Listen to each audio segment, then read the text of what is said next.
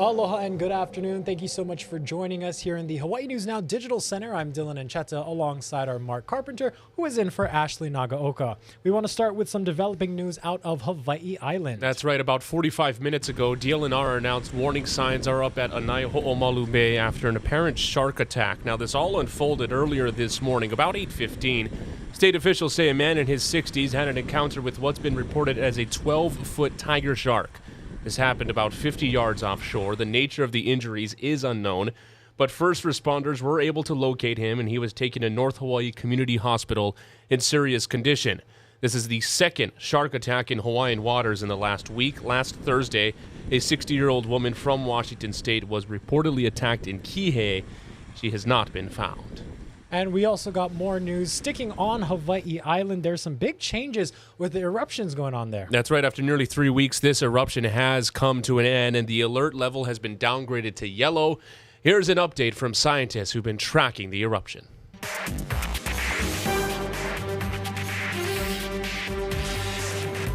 So we feel pretty confident that this eruption has, in fact, paused and is probably over.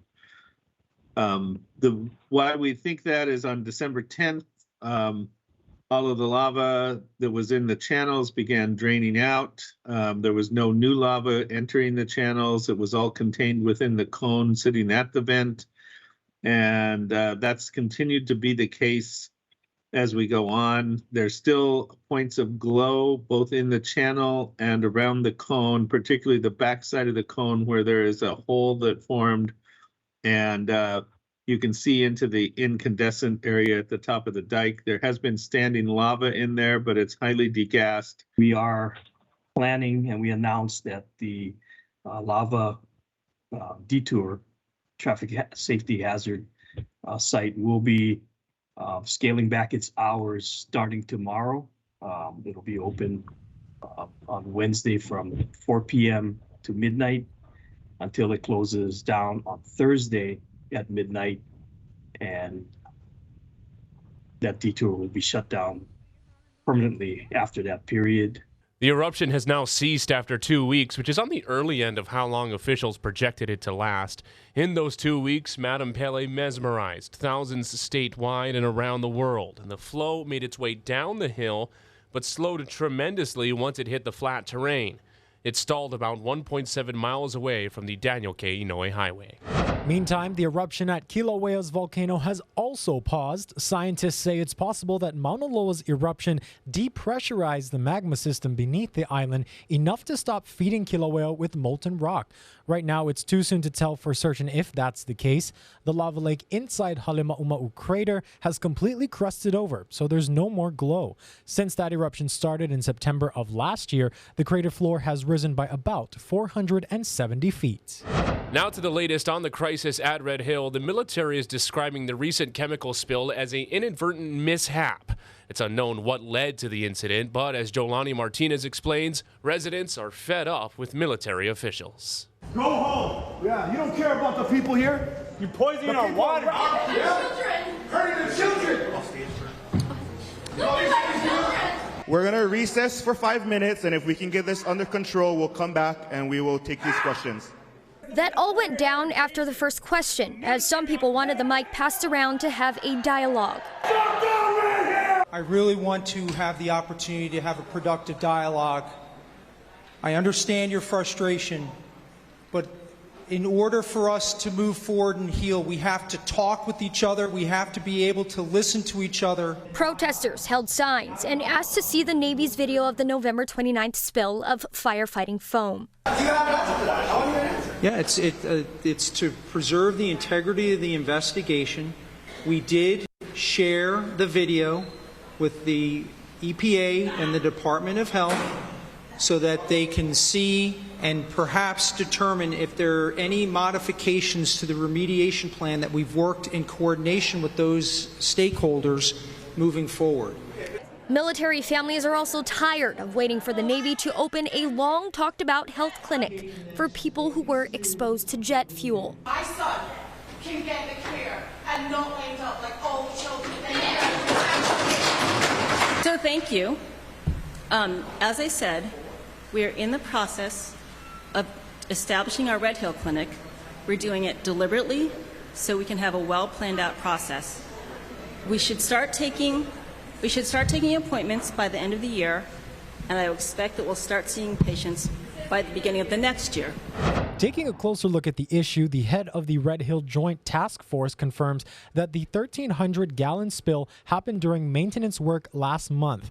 Also, the Board of Water Supply says Navy testing shows the military knew about toxic chemicals in the drinking water at Joint Base Pearl Harbor Hickam last year and in 2020. The EPA and DOH said in a letter last month that PFAS, what's known as forever chemicals, were also detected in groundwater at Red Hill last year.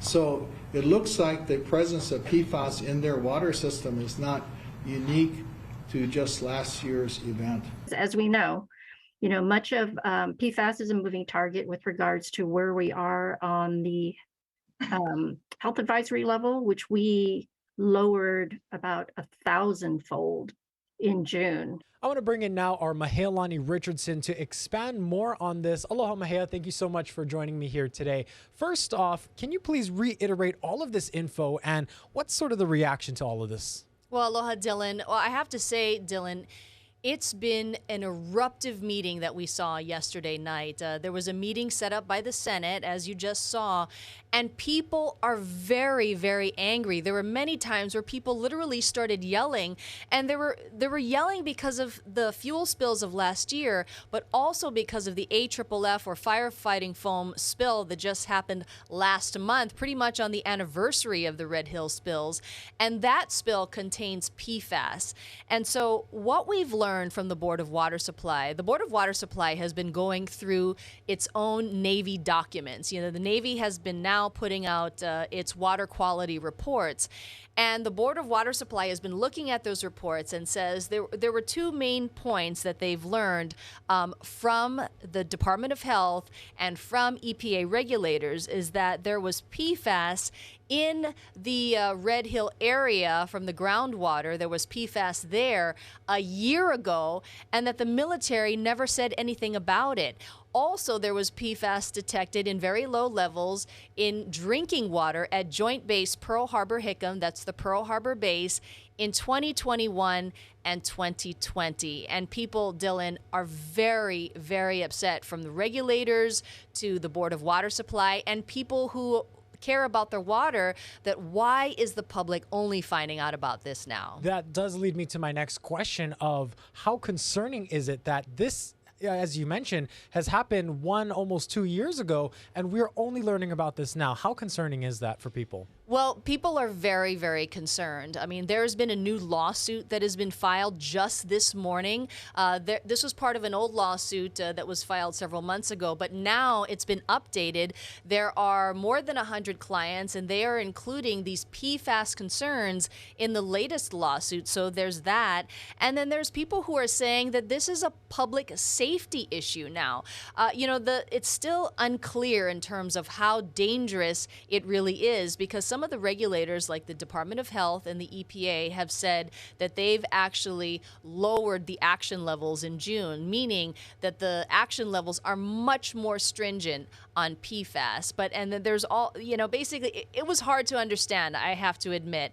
The regulators are saying that there still needs to be more study, there needs to be more testing. They're taking a more cautious approach, but many activists, the Board of Water Supply, and people who were directly impacted by last year's tainted water are saying we needed to have known about this immediately. And of course, this is all on the heels of the Navy's promise for more transparency. But of course, at this point, their actions are speaking louder than their words. One more question for you, Mahea. To simplify this for our viewers, we understand in one of your stories, you had some food analogies to kind of help break it down for people. Can you expand on that for us? That's right. And these food analogies come directly from the Board of Water Supply, because they're trying to disseminate the information and feed it out to the public, if you will.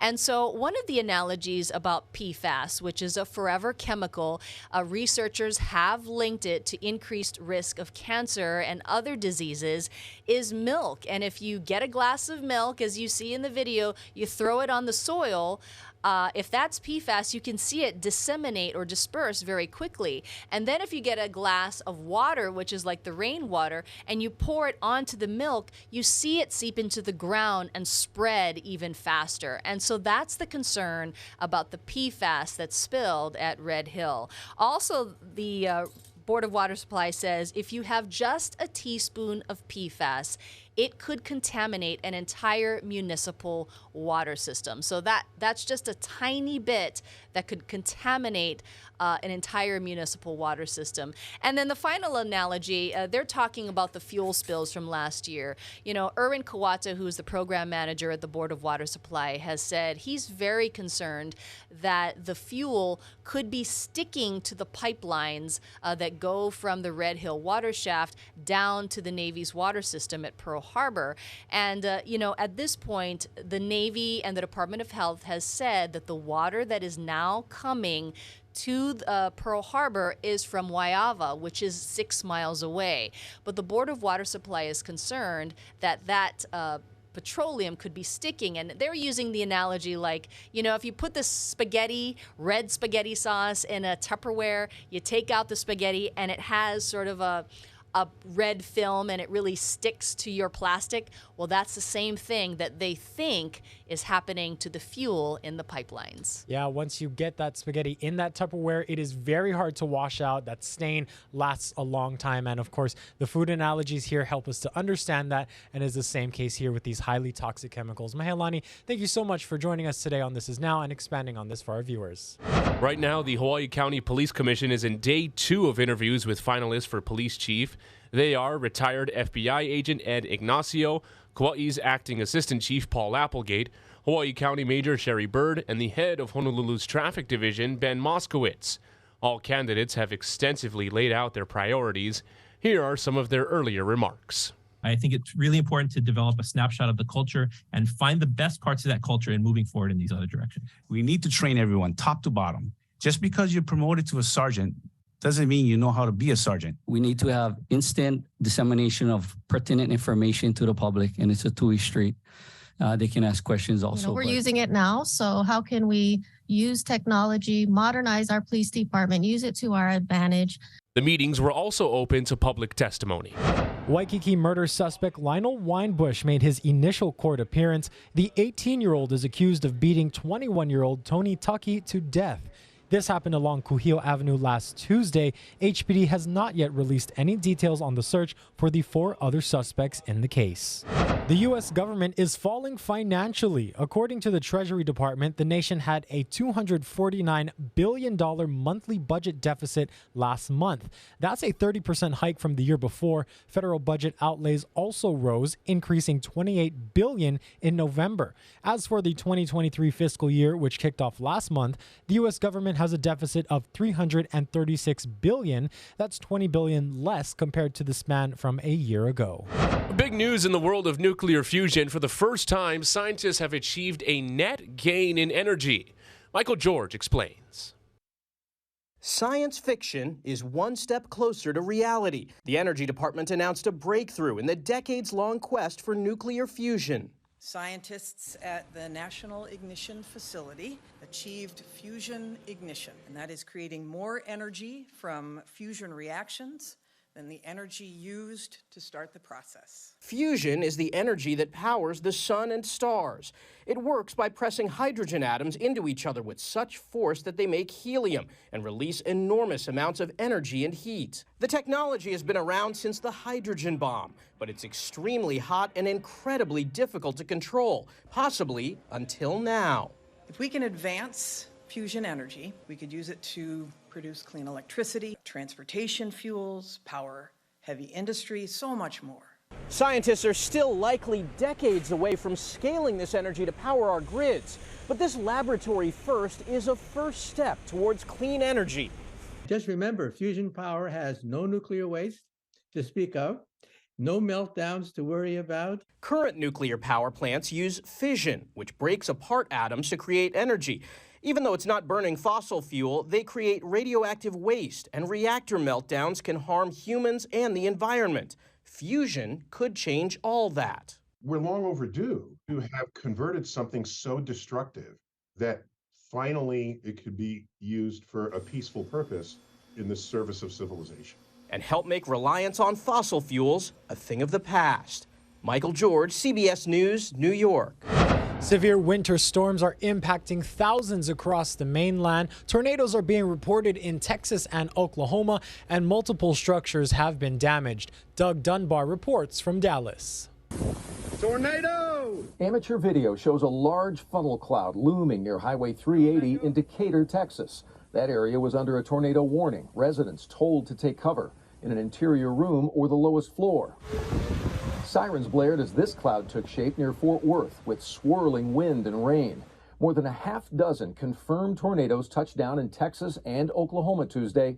Some of the curious had to confirm it for themselves. I literally opened the door to go and look outside, and I noticed a tornado was literally passing right next to us. This home took a direct hit here, and it is, like I said, it is pretty much destroyed. A tornado touched down in Wayne, Oklahoma, splintering homes in its path. Schools announced Tuesday morning they would be closed. The severe weather is part of a massive winter storm system moving over the central U.S. It's responsible for the tornadoes down south and blizzard conditions up north.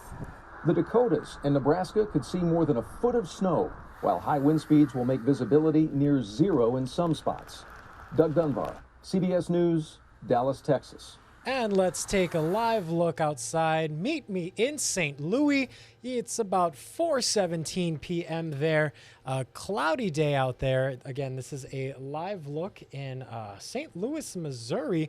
But let's take a look at our local weather. Our Guy Hoggy has more.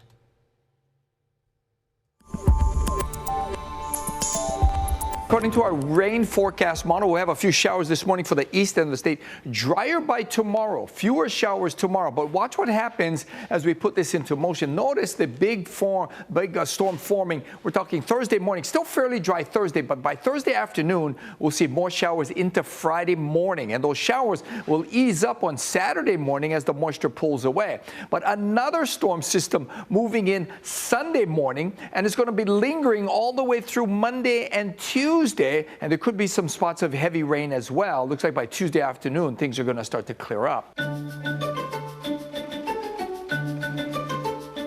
When police are chasing a suspect, they'll gladly take help from wherever they can get it, even if it's a herd of cows. CNN's Jeannie Mose reports on how they helped put a fleeing suspect out to pasture. Holy cow! Police in Devon, England got an assist from livestock stalking a suspect through a field. He's actually being chased by some cows at the moment.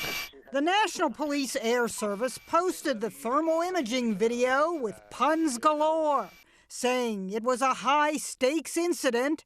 The thin moo line is how one headline described it. It was a slow-speed cow chase, eventually leading the suspect to run right into the arms of the law. No question. It's usually the cows that get herded, but this time the bovines themselves were the ones herding the man, like a reverse Western. Keep them doggies moving right. When police on the ground thanked their counterpart from the Air Service, he said, "Thank the cows." A much faster speed cow chase was recorded in Florida 4 years ago. It started after a stolen SUV crashed and a female suspect took off across a pasture. Actually, the large group of cows is following her. Looks like they may attack her. But she managed to get under the fence and under arrest. Whether these bovine crime fighters are in Florida or England, there was nothing medium rare about these cows. Theirs was a job declared well done. Hit 'em up! Move 'em out! Rollin', rollin', rollin'. Keep them doggies rollin'. Jeannie Mose, CNN. New York. Keep an eye out for this historic release from the U.S. Postal Service. Late civil rights leader and Congressman John Lewis will soon be featured on a forever stamp. The Georgia lawmaker was a keynote speaker at the 1963 March on Washington and dedicated his life to activism. Late Supreme Court Justice Ruth Bader Ginsburg will also be featured on a stamp in 2023. All right, some good news now. What a way to walk into the office this morning. Let's show you some holiday cheer.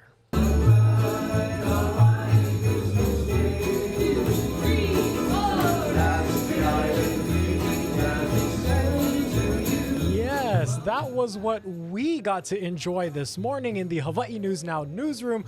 We have some awesome carolers swing by with some hula dancers. We even had a Santa, Mark. It was so awesome.